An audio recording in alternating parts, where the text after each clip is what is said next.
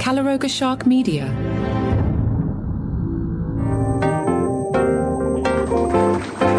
Hey there, I'm Johnny Mac, and we've picked up a lot of new listeners this week. So what I've been doing on Saturdays are deep dives on specific topics, specific comedians.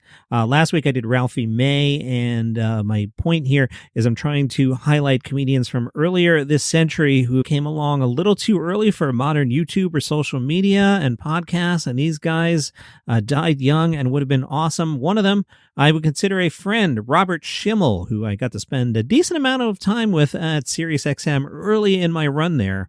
So that's what we're doing today. Normal episode in the feed tomorrow, but today let's talk about Robert Schimmel, who was fantastic, and his life story, if you made it up, you wouldn't believe it. There's a thing that happens sometimes in stand-up comedy where a comedian's life is so strange and so specifically painful that the material writes itself, and the only question is whether the comedian has the nerve and the craft to stand in front of a room and say it out loud. Most comedians who have access to that kind of material find ways to soften it, keep some of it private, let the audience know it's there without fully handing it over. Robert Schimmel was not most comedians. His son died of leukemia at 11 years old. Robert talked about it on stage. Robert himself was diagnosed with stage 3 non-Hodgkin's lymphoma. And on the day the oncologist told him, in a room with his parents and his wife, he found the joke in the doctor's explanation before he'd even left the office. I'm in my doctor's office with my mom and dad. My oncologist comes in, tells me that I have non-Hodgkin's lymphoma. He said there's Hodgkin's disease and non-Hodgkin's. And then he says, if you're open-minded, you might consider marijuana because it helps with the nausea and the appetite. And my parents are sitting there devastated with my diagnosis, and I'm thinking, this is a dream come true. I got a guy at Mayo Clinic telling my parents I could smoke pot. Where were you 25 years ago? Schimmel married and divorced the same woman 3 times. During chemotherapy, he fell in love with his daughter's best friend. She came to visit him in the hospital and became his second wife.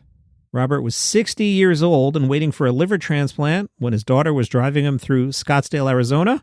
She swerved to avoid another car, and the vehicle flipped. His son and daughter survived. Robert Schimmel died from the injuries 10 days later on September 3rd, 2010.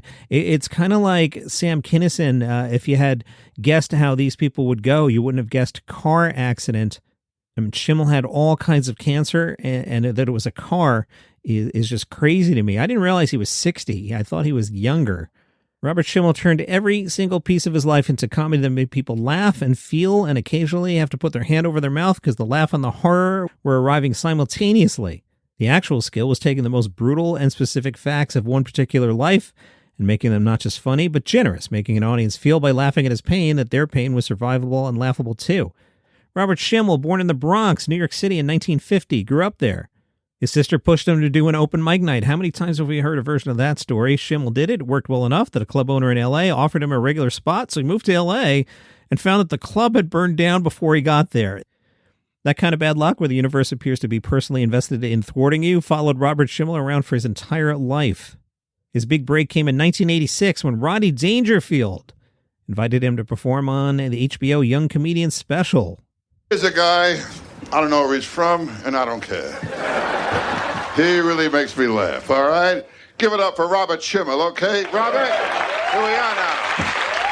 Here you go. Okay. Before I became a comedian, I used to work for the drug hotline. That's a lot of fun. People call real stoned. You get to play with their heads. Drug hotline. I'm freaking out on LSD. Gee, I'm sorry. The guy you want to talk to.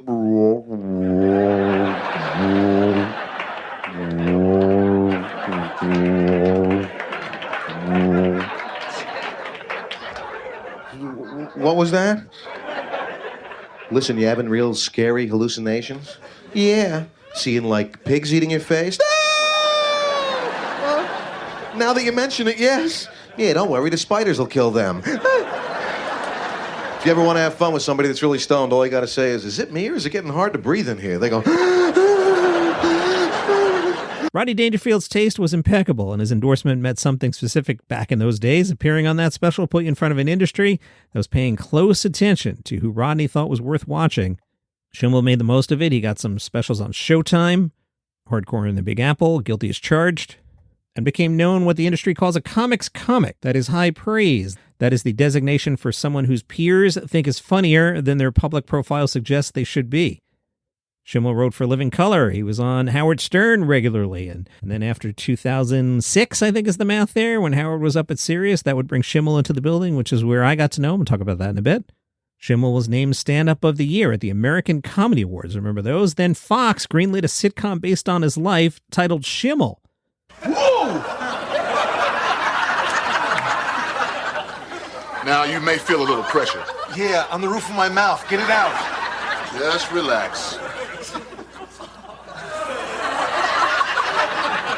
Oh, that's beautiful.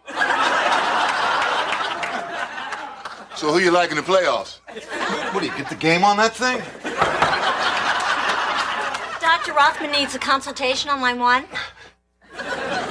It's not what you think. Yeah, that's what everybody says. Hey, Phil. Oh, yeah, I can talk. No, he can't. He's very busy, Phil. Investment opportunity, I'm listening. Hold on a sec. If you could buy boats online, would you? Why don't you stick the phone up my ass and we can conference? His daughters were played by Vicki Davis and a young actress named Brie Larson. The pilot was shot, sets were built, marketing was being planned. And during the insurance physical for the production, doctors found stage 3 non-Hodgkin's lymphoma. Fox put the show on hiatus. The chemotherapy made production impossible. Fox eventually canceled the show. So what did Schimmel do? He put the cancer into the act. He talked about losing his hair, about the specific indignities of chemotherapy, about falling in love with his daughter's best friend in a hospital because she visited and he was lying there with nothing to do but noticed she was kind and funny and beautiful and he married her. She was 4 years older than his daughter Jessica. Talked about all that on stage, including how weird it was and how much explaining it all required. The Howard Stern part is super important. Howard was a dominant force back in the early 2000s.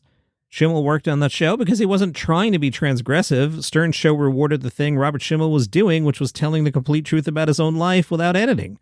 On Stern, the more specific and the more honest and the more uncomfortable, the better. And Robert Schimmel had a specific, honest, uncomfortable set of material than almost anyone Howard Stern ever put on the air because Robert's actual life kept generating it faster than he could use it. Their audiences overlapped, and the years of regular Howard Stern appearances built Robert Schimmel a following that was unusually loyal, unusually male, and unusually invested in his specific brand of confessional comedy.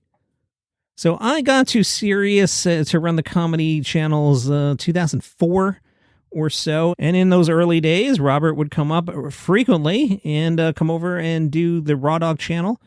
And I remember one particular story with Robert. So at Sirius, a lot of stars would come through. And like any place, sometimes there's a lobby because, I'm not going to stand in the lobby waiting for Robert Schimmel to show up.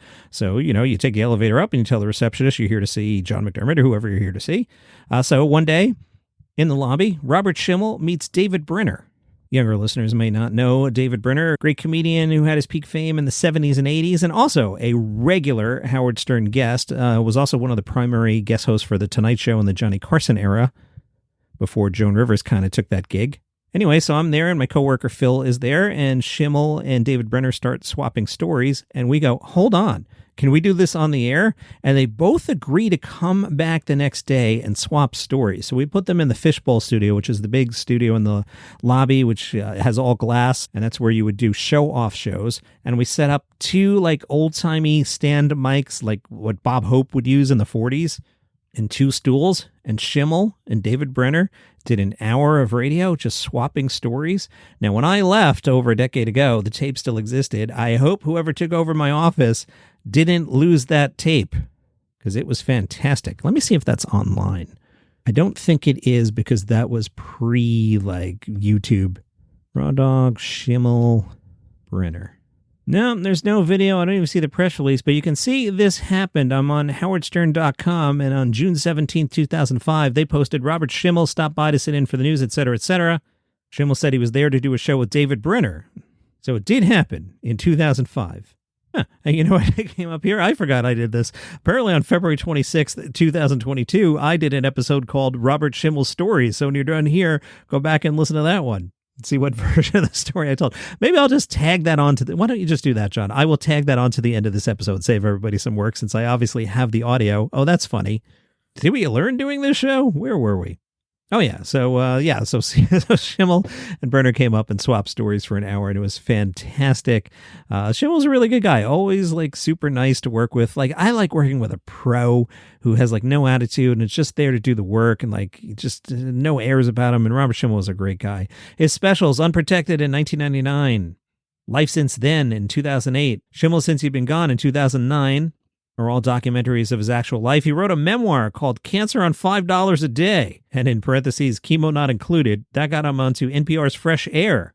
Comedy Central named him one of the 100 greatest stand-up comedians of all time. We'll have to revisit that list every now and then. But sure, why not? That puts Robert in a group of names that most people can recite from memory, and in a group of names that should come up more often than they do. The reason he comes up less often is the same reason the Ralphie May conversation goes the same way. There is a specific kind of legacy that the comedy industry is better at preserving than others. The comedian who had the hit sitcom gets remembered through the sitcom. The comedian who had the viral special gets remembered through the algorithm. The comedian whose career was built on live rooms, Robert Schimmel, Ralphie May, and radio appearances and a confessional act, that comedian's legacy depends on people actively arguing for it. There's a clip of Schimmel on Conan from the 90s that gets passed around occasionally, and then people who find it for the first time say some version of the same thing, which is, why didn't I know about this guy? My next guest, HBO special Unprotected, premieres this Saturday at 10 o'clock p.m. Please welcome a very funny guy, one of our favorites, Robert Schimmel.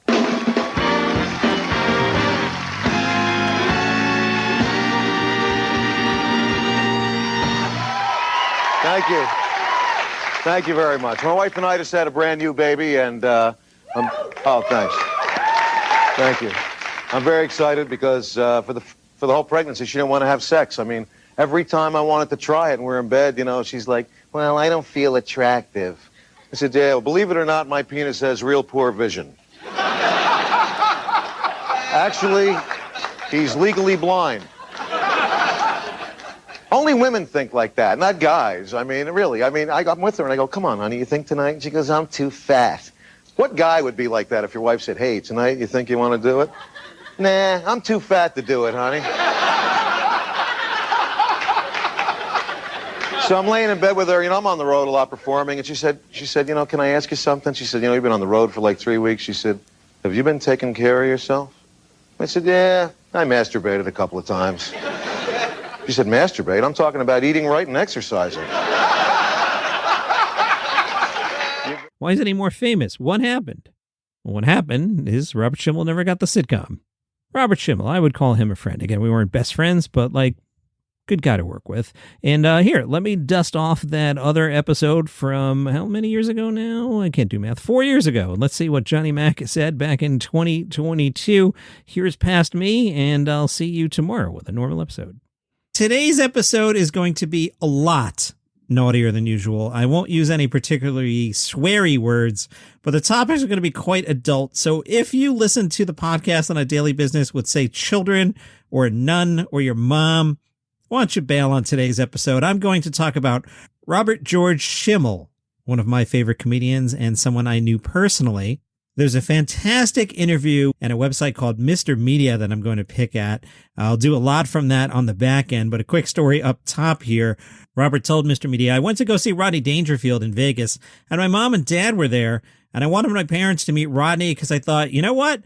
They're going to meet Rodney, and they think he's really funny. They've seen him on Ed Sullivan, on Tonight Show, and on Mike Douglas, and they're going to really believe that I'm in show business for real. So we go to see his show. My dad's a real early bird. He goes to bed at like 9 at night. So I go up to the dressing room with just my mom, and I knock on the door, and Rodney, and I swear I'm not making this up, Rodney opens the door. He's wearing a silk robe that has playing cards on it with his stuff hanging out, no underwear, just out of the crack of his robe. He had a joint in one hand and a Miller Lite in the other. And he said, hey, you got to be Bob's mom. I'm like, oh, you got to be kidding me. That's not what I wanted my mom to see. And he started hitting on my mom. He said, where's your husband? She said, oh, he went to bed. Rodney goes, what are you doing later, baby? From The Observer in 1999, Robert Schimmel was remembering the day that Barry Diller had resigned from 20th Century Fox back in 1992. A lot of setup there, but this will make sense to you. Robert said, on that night, I did a big industry showcase in LA where you go in front of everybody, ABC, CBS, NBC, Disney, Sony, Warner, Fox. And my opening line was, I have such bad timing in this business. I blew Barry Diller last night. My agent came over to me and said, are you out of your effing mind? Schimmel says, why? The agent says, because the guy can make a phone call and I won't even be in show business anymore. Blow someone else. If Diller finds out, he's going to go nuts. Schimmel said, why would he go nuts? I'm blowing him. At that time, back in 1990, then 49-year-old Robert Schimmel was described as the guy where people go, hey, come here, you got to hear this. And what the book said, yeah, but where's he going with that kind of material? Schimmel, a man with a shaved head, cool suit and eyes that look like they're channeling the collective disbelief of his native Bronx, told jokes that often work like defibrillator paddles. When his wife wonders if Robert Schimmel is suffering from premature ejaculation, he replies, does it look like I'm suffering? Those aren't tears on your belly. After getting nitrous oxide from his dentist, Mr. Schimmel hears him say, Robert, you're going to feel a little prick in your mouth. And Schimmel says, I'm not that messed up yet. From that Observer piece, Schimmel has a lot of heavyweight fans in the comedy business. He's been on Conan 6 times in 2 years. Steve Martin wrote the liner notes to Schimmel's CD, if you buy this CD, I can get this car. Howard Stern had the comedian on a number of times. When Schimmel was on Stern around this time, he talked about the allergic reaction he had to a spermicide that his wife was using. He described it as like having intercourse with a calzone. The Observer continues, if actor Jason Alexander was not a fan before the October 1st Friars Club roast of Jerry Stiller, he must be one now. Alexander did a spit take during Schimmel's set. Schimmel had started off by saying Mr. Stiller had played Angela Lansbury's C-word in Murder, She Wrote. Schimmel then stopped and quickly corrected himself by saying he meant to say cousin. Schimmel said, Jason Alexander's lawyer called me and told me that Jason had called him after the roast and said I had made him use his asthma spray. Yet even though Schimmel killed, some even felt he should have closed the roast. His entire performance was cut out of the hour-long version of the roast that aired on Comedy Central a few weeks later. Schimmel said he didn't find this out until he had both of his parents over to watch the show. It's a bizarre thing to be treated like that. He was told he was cut because of the time restraints. Schimmel said, if that's the worst thing that happens to me, then I'm in pretty good shape. Schimmel then went somewhere else in the interview. He says, the next time you go to a drugstore, you got to look at this. On the box of the Fleet Enema, this shows you how stupid they think we really are. It says caution in big broad letters. Remove the orange tip off the bottle before inserting into the rectum, which means that somebody actually stuck that up their butt and squeezed the bottle and shot the cap up into their spleen and had to go to the emergency room. Then Schimmel fired off a series of discussions he swore he'd had with celebrities. Schimmel said, I went up to Jane Fonda. I met her at some party with Ted Turner. I walked over to her and said, Miss Fonda, I don't want to bother you, but I just want to say that my wife's favorite movie is Fried Green Tomatoes. She said, I wasn't in that. I said, I know, but that's her favorite movie. She looked at me like, what is your problem? I love doing stuff like that because celebrities, when you mess with them like that, you're always expecting the suck up. And when you don't do it, they don't know how to react. He talked about a time he was sitting at a table with Milton Berle, Cesar Romero, and another actor who had played a doctor on a 1960s sitcom. The actor who played the doctor was with a young man who he introduced as his ward. Schimmel said, Ward? What are you, Bruce Wayne, your ward? You mean the kid you're having sex with? Anyone else here have a ward tonight?